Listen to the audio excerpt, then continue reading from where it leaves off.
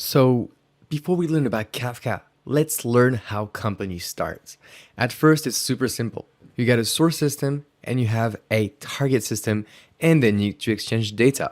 That looks quite simple, right? And then what happens is that after a while, you have many source systems and many target systems, and they all have to exchange data with one another, and things become really complicated. So the problems is that with the previous architecture, if we have 4 source systems and 6 target systems, well, do the math, you need to have 24 integrations to write. And each integration, as you may or may not know, comes with a lot of difficulties around the protocol you have to choose, which is how the data is transported, so TCP, HTTP, REST, FTP, JDBC. Then the data format, how the data is parsed, so binary, CSV, JSON, Avro, Thrift, and others.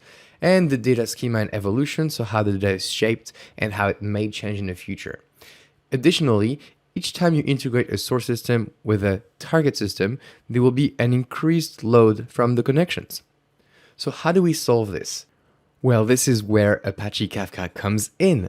So Apache Kafka allows you to decouple your data streams and your systems. So now your source systems will have their data end up in Apache Kafka, while your target systems will source their data straight from Apache Kafka.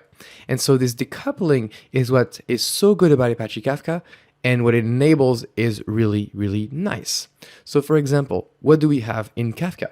Well, you can have any data stream you can think about. For example, it could be website events, pricing data, financial transaction, user interactions, and many more. Additionally, once the data is in Kafka, you may want to put it into any system you like, such as a database, your analytics systems, your email system, or your audit.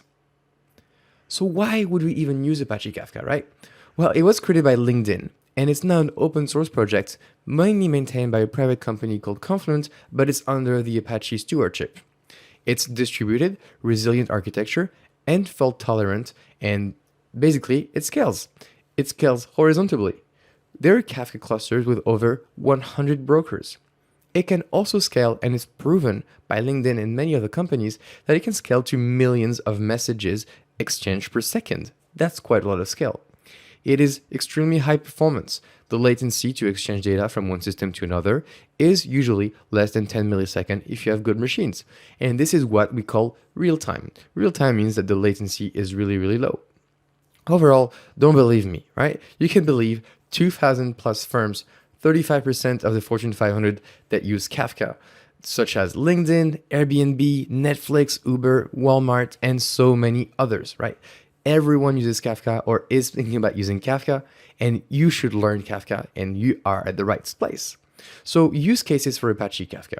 Well, it could be a messaging system. It could be used for activity tracking, or to gather metrics from many different locations, such as your examples or your IoT devices. Gather logs from your applications, stream processing, and we'll see that we can use the Kafka Streams API for that, and decoupling of system dependencies, so reduce the load on your databases and your systems by decoupling them, or perform big data integrations, for example with Spark, Flink, Storm, Hadoop, and other big data technologies. So this is quite a wide array of use cases, and this is why so many companies are using Apache Kafka as their backbone in their company. Now, if I want to get you concrete example that get you a bit excited about Kafka, that make you understand what Kafka is used for. Netflix is using Kafka to apply recommendations in real time while you're watching TV shows. And this is why, basically, when you leave a TV show, you'll get a new recommendation right away. Uber uses Kafka to gather user, taxi, and trip data in real time to compute and forecast demand and compute the almighty search pricing in real time. So Uber uses Kafka extensively.